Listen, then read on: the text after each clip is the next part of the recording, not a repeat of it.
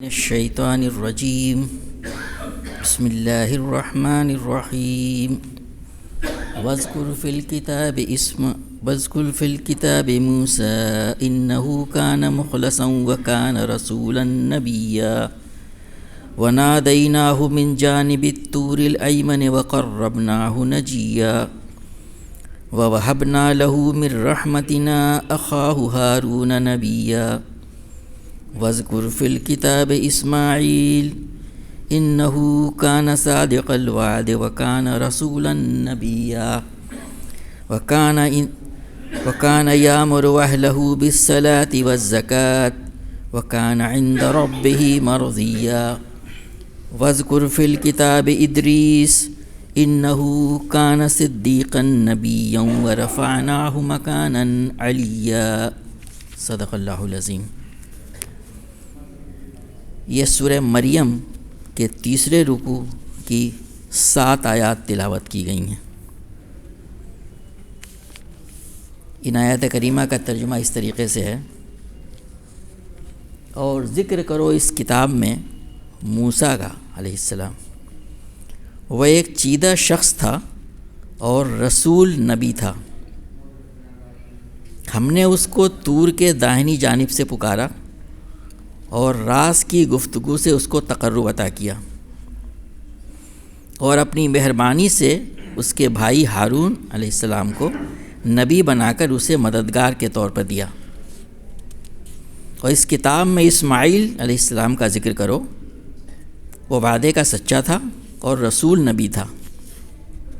وہ اپنے گھر والوں کو نماز اور زکوٰۃ کا حکم دیتا تھا اور اپنے رب کے نزدیک ایک پسندیدہ انسان تھا۔ اور اس کتاب میں ادریس علیہ السلام کا ذکر کرو، وہ ایک راست باز انسان اور ایک نبی تھا، اور اسے ہم نے بلند مقام پر اٹھایا تھا۔ حضرت زکریا یحییٰ علیہ السلام اور حضرت مریم علیہ السلام اور عیسیٰ علیہ السلام کے ذکر کے بعد اب اس رکوع سے اور اس کے پیچھے حضرت ابراہیم علیہ السلام کا واقعہ گزر چکا، اس کا پس منظر بھی بیان کیا گیا تھا۔ اب یہاں پر 4 انبیاء کرام کا ذکر کیا گیا: حضرت موسیٰ علیہ السلام، ہارون علیہ السلام، اسماعیل علیہ السلام اور ادریس علیہ السلام۔ عرب کے مشرکین کو خاطب کیا گیا ہے کہ وہ اپنے آپ کو حضرت موسیٰ، حضرت ابراہیم علیہ السلام کے نسل سے تصور کرتے تھے بھی۔ حضرت اسماعیل علیہ السلام ان کے بیٹے تھے، اور یہود کو حضرت موسیٰ علیہ السلام کا واقعہ بیان کر کے یہاں پہ ان کا چھوٹی سی سرگزشت یہاں صرف بیان کی گئی ہے، اور بتایا گیا تھا کہ وہ کیا تھے جن کے تم اپنے آپ کو نام لیوا کہتے ہو۔ تو ان کو تو اس وقت کے لیے جو ٹیمپورل مطلب یہ اس کا ان کے لیے وہ ان کے مخاطب تھے، لیکن ہمیشہ کے لیے سے مخاطب ہیں کہ یہ وہ تھے، کردار تھے جن کو ہمیں ایمولیٹ کرنا چاہیے، فالو کرنا چاہیے۔ تو صرف یہ کہانی کے طور پہ نہیں بیان کیا جا رہا ہے، جیسا ابھی ذکر آئے گا دیکھیں گے آپ کہ وہ کیا کرتے تھے، کس بات کی تاکید کرتے تھے، کیا تعلیم دیتے تھے، ان کا مقام کیا تھا۔ قرآن پاک کا اتنا یہ اعجاز ہے کہ اس نے ان انبیاء کرام کا جس کا ذکر یعنی 2 کو چھوڑ کے بائبل میں ملتا ہے، انہوں نے ان کی کیا کیا شکلیں بنا دی تھی، لیکن قرآن پاک نے ان کے مقام بلند پہ پہنچایا، جو وہ تھے بالکل معصوم، ان کا کیا اخلاق، کیا کیا کردار تھا، اس کی پوری طرح سے کھول کے واضح کیا ہے۔ جبکہ ان کتابوں کا مطالعہ کریں گے تو عجیب و غریب چیز معلوم ہوتی ہے، وہ تو یہ بہت بڑا احسان ہے۔ حضرت موسیٰ علیہ السلام کے قرآن پاک میں سب سے زیادہ آیا ہے، 131 بار، جبکہ حضرت آدم علیہ السلام کا ذکر جو ہے وہ صرف 55 یا 56 مرتبہ آیا ہے، اتنا زیادہ۔ ان کا ذکر پہلے کیا جا رہا ہے کہ وذکر فی الکتاب موسیٰ، اور اس کتاب میں موسیٰ علیہ السلام کا ذکر کرو۔ اس کتاب سے کیا مراد ہے، یہ بات پہلے آ چکی ہے۔ یہ مراد بھی ہو سکتا ہے کہ جس کتاب کے تم حامل ہو اس میں موسیٰ علیہ السلام کو جو واقعہ بیان کیا گیا ہے، وہ ظاہر کہ بھرا پڑا ہوا ہے، توریت سب انہی سے منسوب ہے، تو وہ تو یہ تھے، یہ بھی مطلب ہو سکتا ہے۔ اور یہ مطلب بھی مفسرین نے لیا ہے کہ اس کتاب یعنی قرآن پاک میں اس کا ذکر کرو، لوگوں کو یاد دہانی کراؤ کہ موسیٰ علیہ السلام یہ تھے، ان کی سیرت یہ تھی، وہ کیا کرتے تھے۔ تو ان کے بارے میں فرمایا جا رہا ہے انہ کان مخلصا وکان رسولا نبیا، کہ وہ جو ہے چنیدہ شخص تھا، چیدہ شخص تھا اور رسول اور نبی تھا۔ قرآن پاک میں رسول اور نبی 3 الفاظ استعمال کیے گئے، کہ مخلص کے، رسول کے اور نبی کے۔ مخلص صرف آپ ہی کے لیے استعمال کیا قرآن پاک میں۔ مخلصین تو 8 جگہ قرآن میں آیا ہے، انہوں میں بعد المخلصین، لیکن مخلصاً صرف حضرت موسیٰ اسلام کے بارے میں آیا ہے۔ تو گویا کہ کوئی خاص بات آپ کے بارے میں ہے جب یہ ذکر کیا گیا، ابھی اس میں ہم ذکر کریں گے۔ اور رسول اور نبی، یہ رسول اور نبی قرآن پاک میں جیسا کہ جگہ جگہ آیا ہوا ہے کہ رسول کے معنی ہوتے ہیں فرستادہ، ایلچی، بھیجا ہوا، پیغامبر، یہ معنی رسول کے ہیں، بھیجا ہوا، ارسلہ اسی سے مطلب آتا ہے، رسالہ ہم کہتے ہیں، ارسال کرنا کہتے ہیں۔ تو یہ ملائکہ کے لیے استعمال قرآن پاک میں کیا گیا ہے، جو پیغمبر آتے، وہ جو فرشتے آتے ہیں انبیاء کرام پہ اور دنیا میں اللہ کے کام کو انجام دیتے ہیں وہ، اور ان انسانوں کے لیے بھی استعمال کیا گیا ہے چنیدہ، جن کو اللہ تعالیٰ انہی میں سے، انسانوں میں سے اٹھا کے پیغمبر کا مقام دیتا ہے، تو جو پیغام دینے والے ہوتے ہیں۔ اور نبی کے بارے میں مفسرین کہتے ہیں کہ نبی جو ہے کہ ہمارے ایک تو خبر دینے والا، نبا سے بنا ہوا ہے، دوسرے مطلب اس کا آتا ہے نبعو سے ہو گیا، جس کا مطلب یہ ہوتا ہے یہ کوئی بلند چیز، یعنی بلند مقام، عالی مقام۔ اور تیسرے معنی ہوتے ہیں نبع کے کہ اس میں راستہ، یعنی وہ اللہ کی طرف جانے کا راستہ دکھاتے ہیں۔ تو گویا کہ رسول نبی کہنے کا مطلب یہ ہوا، رسول النبی یہ کہا گیا ہے کہ وہ عالی مقام پیغمبر تھے، اللہ کی طرف سے لوگوں کو سیدھا راستہ دکھانے والے پیغمبر بن کے آئے تھے، اور وہ پیغمبر تھے جو اللہ کے راستے کی طرف لوگوں کو بلاتے تھے۔ تو رسول اور نبی کا مطلب تو یہ ہوگا۔ مخلصاً کے بارے میں کہا گیا ہے کہ مخلصاً میں کا مطلب یہ ہوتا ہے کوئی خاص وصف جس کو چن لیا گیا ہو۔ حضرت موسیٰ اسلام کے بارے میں صرف یہ قرآن میں لفظ آیا کہ انہو کان مخلصاً و کان رسولا نبیا، وہ مخلص تھے، وہ چنیدہ تھے، تو کوئی خاص بات ہوگی۔ تو مفسرین نے کہا ہے کہ وہ خاص جو ان کا وصف امتیازی تھا، جو خالص کیا ہوا تھا، چنیدہ تھا، وہ یہ تھا کہ ان کے بارے میں قرآن میں آتا ہے کہ صرف اللہ تبارک و تعالیٰ انہی سے کلام کیا ہے، ہم کلام ہوا ہے۔ چنانچہ قرآن میں آتا ہے کہ وَكَلَّمَ اللَّهُ مُوسَىٰ تَكْلِيمًا، اللہ تعالیٰ نے موسیٰ علیہ السلام سے ایسے بات کی جیسے بات کی جاتی ہے۔ تو یہ ان کا اختصاص ہے۔ باقی انبیاء کرام کو اللہ تعالیٰ اپنے پیغام بھیجتا تھا، فرشتوں کے ذریعے سے ان تک پیغام پہنچاتا تھا۔ تو بجائے جائے کہ دیکھو موسیٰ اسلام تو یہ تھے، موسیٰ اسلام کے بارے میں یہاں تفصیل میں جانے کا موقع نہیں یہاں پہ، کہ ان کا مقام تو یہ تھا کہ قرآن کہتا ہے مخلصاً، بالکل چنیدہ تھے وہ، ان سے اللہ تعالیٰ نے خاص کام کیا، ان سے مخاطب ہوا۔ گو کہ اللہ تعالیٰ نے براہ راست مخاطب ہوا، مقصد یہ نہیں تھا کہ رو در رو، اور کہاں پہ وادی طوا میں، اس کا آگے ذکر آ رہا ہے وہ، لیکن دیدار کا ان کو بھی شرف حاصل نہیں ہوا، آپ سب جانتے ہیں، کیونکہ یہ انسان اپنی اس شکل میں اللہ تعالیٰ کے دیدار کا متحمل ہو ہی نہیں سکتا۔ تو اتنا تو ہوا کہ اللہ تعالیٰ قریب تر ہوا اور ان سے گفتگو کیا، لیکن وہ دیدار ان کا نہیں ہوا۔ تو کہا جا رہا ہے کہ انہو کان مخلصا و کان رسولا نبیا، کہ اللہ تعالیٰ کا وہ چیدہ شخص تھا اور رسول اور نبی تھا۔ دوسری بات یہ فرمائی گئی آپ کے بارے میں وَنَادَيْنَاهُ مِن جَانِبِ الطُّورِ الْأَيْمَنِ وَقَرَّبْنَاهُ نَجِيًّا، ہم نے اس کو طور کے داہنی طرف سے پکارا۔ اب یہاں پہ ایمن کے معنی تو داہنے ہوتا ہے، ایک معنی تو لفظی لوگوں نے اس طرح سے لیے ہے کہ حضرت موسیٰ علیہ السلام اب جانتے ہیں کہ جب مدین سے مصر کی طرف جا رہے تھے، تو جو راستہ ہے آج تو سب لوگ گوگل سے بھی دیکھ سکتے ہیں اور میپ معلوم سبوں کو ہے کہ طور جو ہے سینا میں شمال کی طرف ہے۔ اب وہ راستہ جو مدین سے مصر کی طرف جاتا ہے وہ اس کے جنوب میں ہے۔ گویا کہ کوئی شخص آدمی جب ایسٹ سے ویسٹ جا رہا ہوگا اور شمال میں کوہ طور ہے جو تقریباً 2.5 کلومیٹر اونچا ہے، یعنی اس علاقے کا سب سے اونچا پہاڑ ہے وہ کوہ طور جو ہے، طور سینائی جو کہا گیا ہے، تو اس کے دائیں طرف پڑے گا وہ، تو اس کی طرف سے ہم نے پکارا اس کو۔ دوسرے لوگوں نے ایمن کے معنی لیا ہے مقدس، تو اس میں ایک ترجمہ اس طریقے سے کرتے ہیں ہم نے اس کو طور کے مبارک کنارے سے پکارا، آواز دی اور اس سے راز و سرگوشی کے لیے اس کو قریب کیا۔ تو دونوں معنی لیے بھی بات صحیح ہے کہ اللہ تعالیٰ نے ایک مقدس مقام پہ ان کو بلایا، کیونکہ قرآن پاک خود کہتا ہے کہ بالوادی المقدس طوا، ہم نے اس کو وادی مقدس طوا میں بلایا۔ تو ایمن کے معنی یہ بھی لیے گئے ہیں۔ تو دونوں باتیں صحیح ہیں، آپ کے دائنی طرف وہ تھا تو بائیں طرف سے پکارا ہم نے، اور یہ بھی کہ مبارک وادی تھی جہاں پہ اللہ تعالیٰ اپنی تجلی دکھائے۔ ایک نبی سے ہم کلام ہو جس کو کہ اکیلا شرف حاصل ہوا ہے، تو اس کے پاک ہونے مقدس ہونے میں کوئی شبہ ہے کیا؟ تو یہ مطلب لیا ہے کہ اس کو ہم نے وادی مقدس طوا میں پکارا، اس کا یہ مقام تھا جو تمہیں سمجھنا چاہیے تھا، جو تمہیں نہیں سمجھا۔ حضرت موسیٰ علیہ السلام سے یہودیوں نے کیا کچھ کیا آپ کو معلوم ہے، سورہ بقرہ میں اس کی تفصیلات آئی ہوئی ہیں وہ۔ اور اس کو ہم نے قرب حاصل کیا، اس کو قریب کیا، اسے سرگوشی کی۔ یہ سرگوشی کیوں کہا گیا اس کے لیے؟ کیونکہ وہاں پہ آپ حضرت موسیٰ علیہ السلام اور اللہ تبارک و تعالیٰ کے علاوہ اور کوئی نہیں تھا، کوئی سننے والا، تو سرگوشی کہلائے گا۔ سرگوشی آدمی کیوں کرتا ہے کسی سے؟ تاکہ کوئی سن نہ لے۔ لیکن دو ہی آدمی موجود ہوں تو اگر وہ تیز بھی بات کریں تھوڑی سی، جس میں یہاں سے میں آپ سے بات کروں، تو سرگوشی کہلائے گی، کوئی تیسرا شخص وہاں پہ موجود نہ ہو۔ اسی معنی میں لیا گیا یہاں پہ کہ اللہ تعالیٰ سے سرگوشی کے لیے بلایا، یہ ان کا مقام تھا۔ آخری بات کہی گئی جو تیسری آیت ہے، وَوَهَبْنَا لَهُ مِن رَحْمَتِنَا أَخَاهُ هَارُونَ نَبِيًّا، اور ہم نے اس کو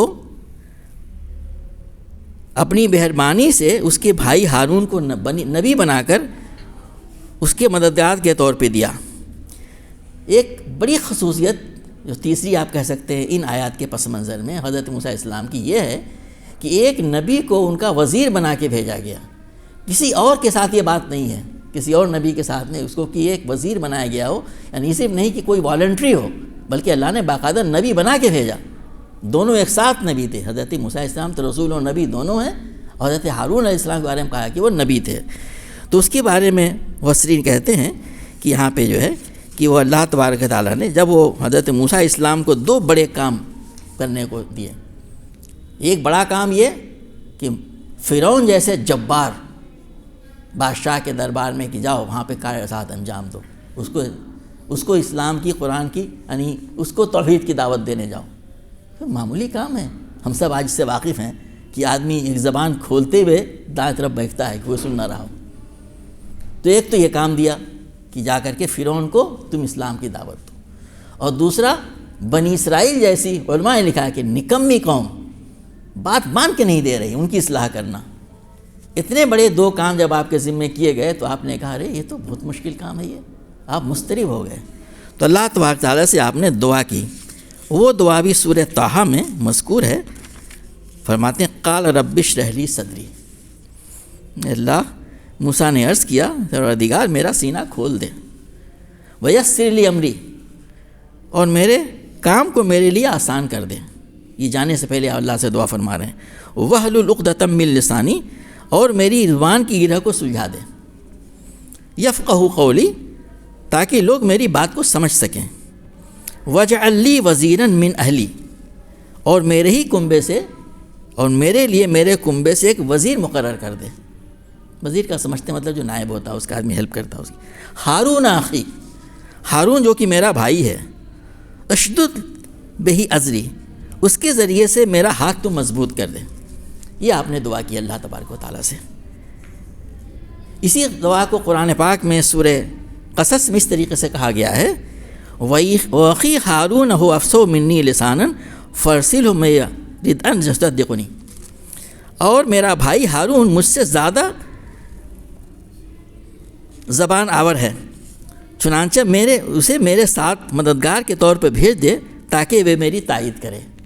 تو یہ اللہ تعالیٰ سے آپ نے دعا کی تو اللہ تبارک تعالیٰ نے اسی کا جواب دیا کہ وَوَهَبْنَا لَهُ مِن رَحْمَتِنَا أَخَاهُ هَارُونَ نَبِيًّا، اور ہم نے خاص اپنے طرف سے اپنی مہربانی سے اس کے بھائی ہارون کو مددگار کے طور پہ دیا۔ یہ اللہ تعالیٰ نے آپ کے ساتھ دوسرا بڑا انعام کیا، ایک وزیر، ایک نبی کو بنا کے آپ کے ساتھ بھیجا۔ قرآن پاک میں ہارون علیہ السلام کے بارے میں آپ کو مانتے ہیں کہ ان کے بھائی تھے یہ، اور ان سے بڑے تھے عمر میں۔ حضرت ہارون علیہ السلام موسیٰ علیہ السلام سے بڑے تھے، اور ان کو ان کا وزیر بنا کے بھیجا اللہ تبارک و تعالیٰ نے۔ اتنا بڑا کام، تو یہ ان کا مقام ہے۔ ہارون علیہ السلام کی صفات قرآن پاک میں ان کی سیرت کئی جگہ بیان کی گئی ہے۔ عجیب و غریب بات ہے کہ ہمارے یہودیوں نے اپنی کتاب میں ہارون علیہ السلام کے کردار کشی بھی خوب کی ہے، اور بہت ساری غلط کاموں کو ان کی طرف منسوب کر دیا، اس کا یہاں پہ موقع نہیں ہے۔ قرآن پاک تمام انبیاء کے بارے میں کہتا ہے کہ معصوم تھے، اور ان کی سیرت بیان کی گئی ہے۔ تو ان کو دکھایا گیا دیکھو تم جن انبیاء کرام کے ساتھ یہ معاملہ کرتے ہو، دیکھو اسلام قرآن ان کے بارے میں کیا کہتا ہے، اور یہ جو اس کے پیرو ماننے والے ہیں وہ اس سے سب سے زیادہ ان کے احکامات پہ عمل کرنے والے ہیں۔ جو ان کی دعوت کیا تھی، وہی توحید کی دعوت تھی۔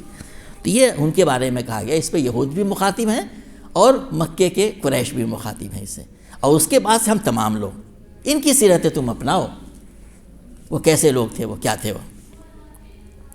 اب اس کے بعد سے وہ سلسلہ جس سے کہ اہل قریش اپنے آپ کو جوڑتے تھے، وہ کون تھے؟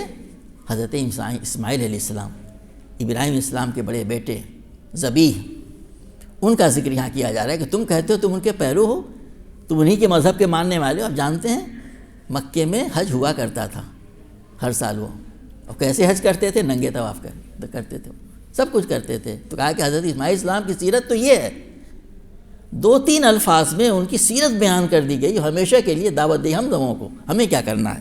تو کہا جا رہا ہے وَذْكُرْ فِي الْكِتَابِ اسماعیل، اور اس کتاب میں اسماعیل علیہ السلام کا ذکر کرو، ان کی یاد دہانی کراؤ جس سے تم اپنے آپ کو منسوب کرتے ہو۔ کیا کہا؟ اِنَّهُ كَانَ صَادِقَ الْوَعْدِ وَكَانَ رَسُولًا نَبِيًّا، بے شک وہ وعدے کا سچا تھا اور رسول نبی تھا۔ تو یہاں پر بھی حضرت اسماعیل علیہ السلام کے بارے میں بھی کہا گیا ہے کہ وہ رسول اور نبی دونوں تھے، اور ابراہیم علیہ السلام کے بارے میں کہا گیا تھا ان کا مقام رسول اور نبی۔ اس کے بارے میں بھی گفتگو ہوتی ہے کہ رسول اور نبی کا کیا فرق ہے یہاں پہ۔ تو ان کے بارے میں کہا گیا کہ وہ وعدے کا سچا تھا اور رسول اور نبی تھا۔ وعدے کے سچے ہونے سے کیا مراد ہے؟ یہ اسلامی کردار اخلاق کی بنیادی اخلاق ہے، یہ وعدے کا پکا ہونا۔ کیسے وعدے کے پکے تھے وہ؟ یہ تو تفصیلات پوری ملتی ہیں، لیکن اس کا جو کلائمیکس تھا وہ جو سورہ صافات میں بیان کیا گیا ہے، فرماتے ہیں، آپ جانتے ہیں کہ حضرت ابراہیم علیہ السلام نے خواب دیکھا کہ میں بیٹے کو ذبح کر رہا ہوں۔ بیٹے سے پوچھتے ہیں بیٹا میں نے خواب دیکھا ہے کہ میں تمہیں ذبح کروں، وہ تمہارا کیا خیال ہے، تم کیا سوچتے ہو اس بارے میں؟ وہ بیٹا ایسا سال ہے، فرماتا ہے وقال یا ابت افعل ما تؤمر ستجدنی ان شاء اللہ من الصابرین۔ آپ فرماتے ہیں اس نے کہا ابا جان جو کچھ آپ کو حکم دیا جا رہا ہے آپ کر ڈالیے، آپ انشاءاللہ مجھے صابروں میں سے پائیں گے۔ اس سے بڑا وعدے کی سچائی کیا ہو سکتی ہے؟ کہ بس کر گزری، آپ کو حکم دیا گیا ہے، انشاءاللہ آپ صابر پائیں گے۔ اور ثابت قدمی وہ دکھائی، اس کی تفصیلات سورہ صافات میں بیان کی گئی ہیں کہ وہ صادق الوعد ہے۔ میرے بھائیوں، بہت بڑی خوبی ہے، اور خوبی ہی نہیں ہے بلکہ امتیازی وصف ہے مسلمان کا۔ افسوس صد افسوس پوری امت بینک رفتی کا شکار ہے وعدے کے معاملے میں۔ انہو کان صادق الوعد وکان رسول النبی، وہ وعدے کا سچا اور رسول اور نبی تھا۔ رسول اور نبی کے بارے میں ابھی ذکر آیا کہ رسول جو ہے تمام انبیاء کرام جو ہے وہ نبی تھے، خبر پہنچانے والے، اور رسول اس میں کچھ تھے، کچھ یعنی الگ الگ معنی بھی استعمال ہوا ہے، کہیں پہ سنانوس بھی استعمال ہوا ہے۔ ایک مرتبہ نبی کریم صلی اللہ علیہ وسلم سے پوچھا گیا، حضرت مسند احمد کی حدیث ہے کہ دنیا میں کتنے رسول آئے ہیں؟ تو آپ نے 313 یا 315 ذکر کیا، اتنے رسول آئے۔ پھر پوچھا گیا اور نبی کتنے آئے ہیں؟ تو آپ نے کہا 1,24,000۔ اسی سے ہمارے وہاں روایت ہے کہ 1,24,000 نبی آئے ہیں۔ تو اس سے پتہ چلا کہ رسول کا درجہ جو ہے نبی سے بڑھا ہوا ہے۔ تو گویا کہ تمام رسول نبی ہوتے ہیں لیکن تمام نبی رسول نہیں ہوتے ہیں، مطلب یہ ہوا، اس کا ایک سب سیٹ ہے یہ۔ تو ان کے بارے میں فرمایا کہ حضرت اسماعیل علیہ السلام بھی جو تھے وہ بھی جو تھے وہ رسول اور نبی دونوں تھے۔ اب وہ کرتے کیا تھے؟ کہا گیا آگے وَكَانَ يَأْمُرُ أَهْلَهُ بِالصَّلَاةِ وَالزَّكَاةِ وَكَانَ عِندَ رَبِّهِ مَرْضِيًّا۔ سب لوگ اپنے آپ کو ان سے منسوب کر رہے ہیں، وہ کیا کرتے تھے؟ کان یامر اہلہ بالصلاۃ والزکوٰۃ، وہ اپنے گھر والوں کو نماز اور زکوٰۃ کا حکم دیتا تھا۔ یہ بنیادی کام کرتا تھا، نماز اور زکوٰۃ، پورا دین اسی میں آ گیا۔ نماز اللہ تعالی انسانوں کا اللہ تعالی سے تعلق کا گویا کہ ایک خلاصہ ہے، اور زکوٰۃ انسانوں کا انسانوں سے تعلق۔ دونوں چیزوں کی آدمی اصلاح کر لے، اللہ تعالیٰ سے اپنے تعلق کو استوار کر لے ایک انسان، اور بندوں سے اپنے تعلق کو جو اللہ نے اس کے حقوق بیان کیے ہیں، بس اسلام پہ عمل ہو گیا۔ تو اسی کے بارے میں کہا گیا کہ وہ جو ہے اپنے گھر والوں کو نماز اور زکوٰۃ کی تلقین کیا کرتا تھا۔ قرآن پاک میں یہ بات نبی کریم صلی اللہ علیہ وسلم سے بھی خاطب کر کے کہی گئی ہے، چنانچہ چند آیتیں آپ کے سامنے پیش کی جاتی ہیں۔ وہ سورہ طٰہٰ میں کہا گیا ہے وَأْمُرْ أَهْلَكَ بِالصَّلَاةِ وَاسْتَبِرْ عَلَيْهَا، اپنے اہل و عیال کو نماز کی تلقین کرو اور خود بھی اس کے پابند رہو۔ ابھی اسی سورہ میں اگلی آیتوں میں آئے گا نماز کے تعلق سے بہت اہم چیز ہے۔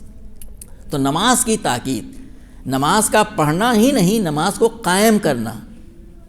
یہ نہیں کہ ہم تو صاحب مسجد میں آ جا رہے ہیں، زیادہ فری ہیں، ہم اب ریٹائر بھی ہو گئے، لیکن صاحبزادے ہمارے میڈیکل اور انجینئرنگ کر رہے ہیں، پتہ چلا کہ صاحب جمعے نظر آ رہے ہیں، وہ ہو رہا ہے ہمارے محلے میں، ہو رہا ہے، وہ زیادہ گھروں میں پڑھ لیتے ہیں، ہو سکتا ہے۔ تو خود بھی تلقین کرو اور خود بھی اس کے پابند رہو۔ وَانذِرْ عَشِيرَتَكَ الْأَقْرَبِينَ، اپنے قریب ترین رشتہ داروں کو ڈراؤ۔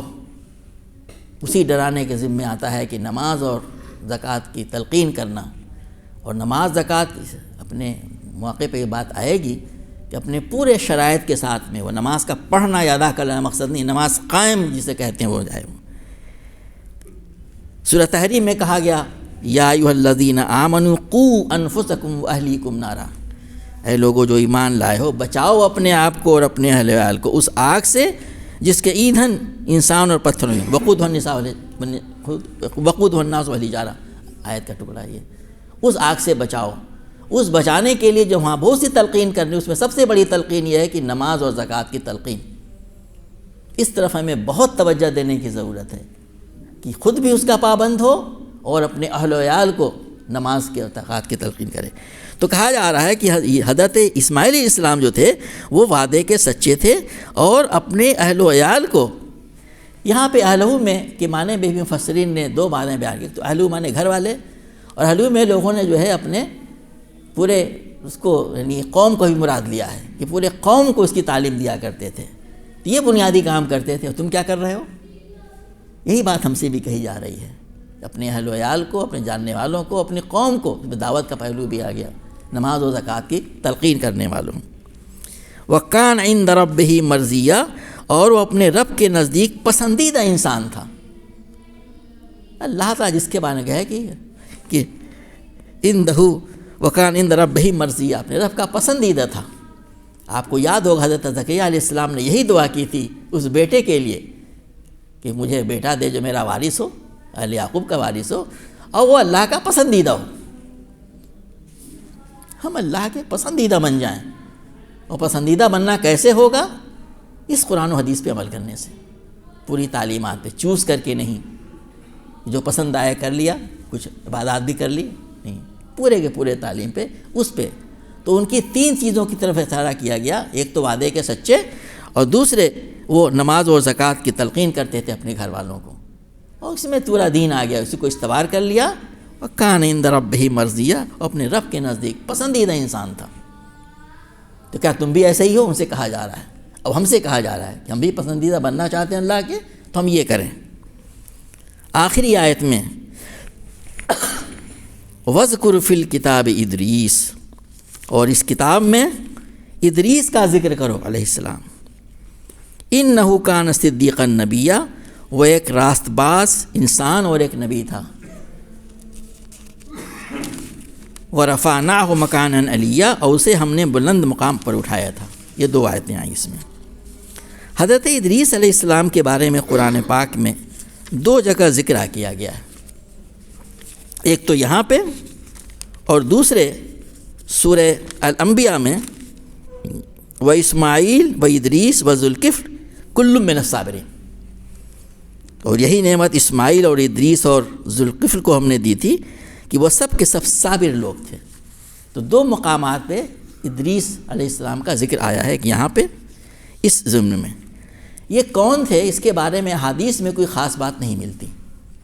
ہمارے مفسرین نے عام طور سے تالمود اور بائبل کے حوالوں سے کچھ چیزیں کی ہیں، بتائی ہیں، اور یہ کہ ادریس لفظ تو وہاں نہیں آتا ہے، کیونکہ ہوا یہ ہے کہ بائبل میں بہت سارے ایسے نام جو ہیں جو زمانے کے ساتھ ساتھ میں جو ہے، چونکہ زبانیں لکھی نہیں جاتی تھیں اور زبانوں میں تبدیلیاں بھی آتی تھیں، تو اس میں ان کے تلفظ بھی بدل گئے، لیکن ان کا خیال یہ ہے کہ جو حنوق لکھا ہوا ہے ENOCH انوق بائبل میں، وہ حضرت ادریس علیہ السلام ہی ہیں۔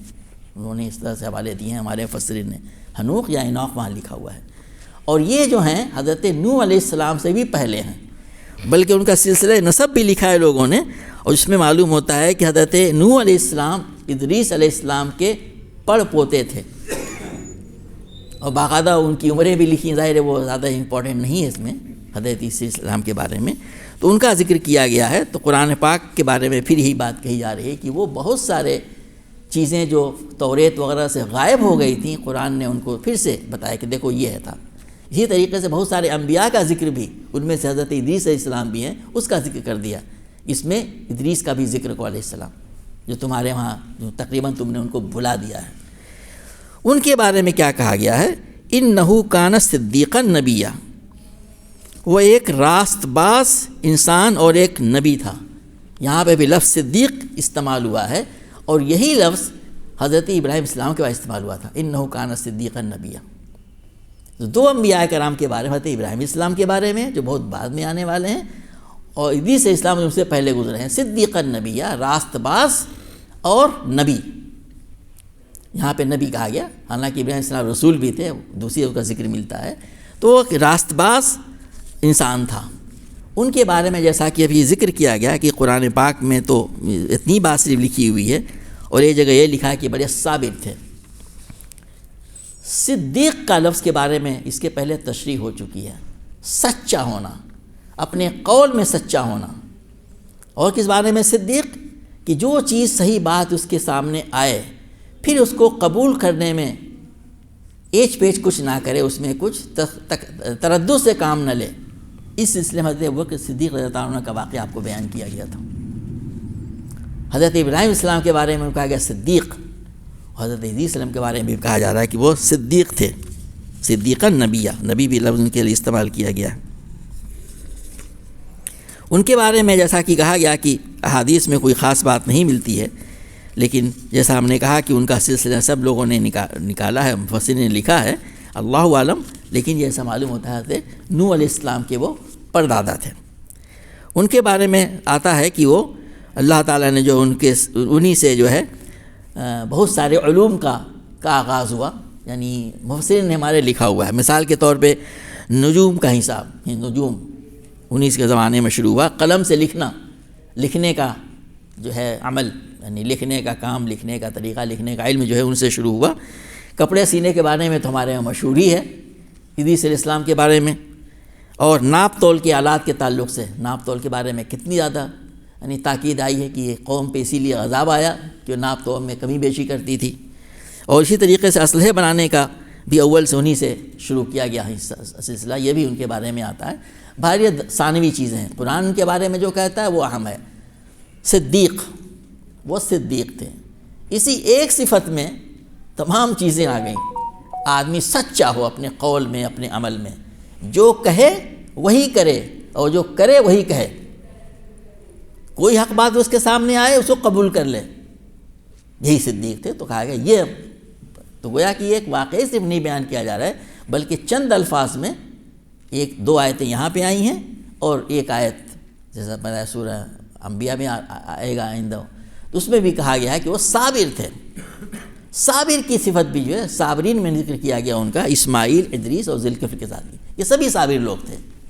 صابر کے معنی ایک تو ہوتے ہیں وہی اسٹیٹ فاسٹ جسے ہم کہتے ہیں استقامت، یعنی جس موقع پہ جم گئے اس کے لیے گردن کٹ جائے لیکن کرنا اسی کو ہے. حضرت اسماعیل السلام کے بارے میں یہی بات آئی تھی، وہ وعدے کے پکے بالکل تھے. یہ آگے بات ان کے بارے میں بتائی جا رہی ہے، وَرَفَعْنَاهُ مَكَانًا عَلِيًّا، اور ہم نے اسے ایک بلند مقام پر اٹھایا تھا. اس سلسلے میں قرآن پاک صرف اتنی سی بات کہتا ان کے بارے میں یہاں پہ، جیسا بتایا کہ حدیث میں بھی کوئی تفصیل نہیں ملتی ہے اس کی، کہ ان کو اللہ تعالیٰ نے مقام بلند پہ اٹھایا تھا. کچھ لوگوں نے اس میں چونکہ رفعنا کا ذکر آیا ہے، رفعہ حضرت عیسیٰ اسلام سے جوڑ کر کے یہ کہنے کی کوشش کی ہے کہ اللہ تعالیٰ ان کو بھی آسمان پہ اٹھا لیا تھا. ایسی باتیں کچھ تالمود میں ملتی ہیں جس میں کہا گیا تھا کہ وہ اچانک غائب ہو گئے تھے. اور ایک جگہ تو ایسی بات بھی لکھی ہوئی ہے کہ باقاعدہ ایک سواری پہ وہ آسمان پہ اٹھائے گئے. لیکن قرآن پاک میں اور جیسا لکھا ہوا ہے، جو آیت آئی ہے اس کے مفسرین نے اس کی تفسیر میں صرف مطلب یہی لیا ہے کہ ان کو اللہ تبارک و تعالیٰ نے ان کی صدیقیت کی وجہ سے، ان کے وعدے کی پابندی کی وجہ سے اور وہ ان کی جو دوسری خوبیاں تھیں صبر کی وجہ سے ان کو اللہ تعالیٰ نے ایک مقام بلند پہ اٹھایا تھا، ان کو بہت اونچا مقام عطا کیا تھا۔ یہی مطلب عام طور سے لیا گیا اس کے بارے میں کہ ہم نے اس کو ایک مقام بلند پہ اٹھایا تھا۔ تو یہ حضرت ادریس علیہ السلام کے بارے میں آیا ہے۔ یہ جو انبیاء کرام کے واقعات بیان کیے گئے ہیں، حضرت موسیٰ علیہ السلام، حضرت ہارون علیہ السلام، حضرت اسماعیل علیہ السلام جو جد امجد ہیں حضرت محمد صلی اللہ علیہ وسلم کے، اور اس سلسلے سے الگ ہٹ کر کے حضرت نوح علیہ السلام سے پہلے بھی حضرت ادریس علیہ السلام کے بارے میں، تو اس میں صرف یہی نہیں کہ ان چیزوں کو تازہ کر دیا گیا ہے جو تاریخ میں بھولی بسری پڑی ہوئی تھیں، ان کی شکلیں کچھ بدل گئی تھیں، بلکہ اللہ تبارک و تعالیٰ نے قرآن پاک میں ہمیشہ کے لیے لکھ دیا ہے ایسی سیرتوں کو اپناؤ۔ یہ جو قرآن میں ان لوگوں کی صفاتیں بیان کی گئی ہیں، ان پہ ہمیں بھی عمل کرنے کی کوشش کرنی چاہیے، بلکہ کوشش کا ہمارے تو لازم ہے، یعنی چاہنا لفظ تو کہنا ہی صحیح نہیں ہے، یہ ہمارے لیے مست ہے، ہمیں کرنا ہی چاہیے۔ سچائی اور وعدے کی پابندی، نماز اور زکوٰۃ، یہ جو ایسا بتایا گیا تھا کہ پورے دین کا جو ہے جامع ہے۔ نماز اللہ کا، بندے کا تعلق اللہ سے استوار ہو جائے، عبادات تمام دوسری عبادات بھی علماء نے اس میں شامل کر لیا ہے اس کی تفصیل میں، اور زکوٰۃ میں یہ بھی جو مال کی زکوٰۃ دی جاتی ہے، اس سے کہ غربا مساکین کی مدد ہوتی ہے، اور یعنی تزکیے کے معنی میں بھی کہ ہمیشہ اپنے آپ کو آدمی جو ہے پاک صاف کرتا رہے، اپنے خیالات میں، اپنے تصورات میں، اپنے کپڑے میں، اپنے معاملات میں، ہر چیز میں صفائی۔ تو نماز اور زکوٰۃ یہ چیزوں پہ عمل پیرا ہماری امت ہو جائے تو انشاءاللہ آپ دیکھیں گے کہ اللہ تعالیٰ جس طریقے سے اس نے انبیاء کرام کے بارے میں کہا کو مقام بلند پہ اٹھایا، ظاہر ہے وہ مقام تو نہیں، لیکن انسانوں کو بلند مقام دنیا میں بھی اللہ تعالیٰ اسی طریقے سے دے سکا۔ اللہ تبارک و تعالیٰ سے دعا ہے کہ میں قرآن پاک پڑھنے، سمجھنے، ان آیات پہ مزید غور کرنے، ان پر عمل کرنے اور اس کی دعوت کو قولی اور عملی طریقے سے لوگوں تک پہنچانے کی توفیق عطا فرمائے۔ ربنا هب لنا من ازواجنا وذرياتنا قرة اعين واجعلنا للمتقين اماما۔ ربنا تقبل منا انك انت السميع العليم وتب علينا انك انت التواب الرحيم۔ سبحان ربك رب العزة عما يصفون وسلام على المرسلين والحمد لله رب العالمين۔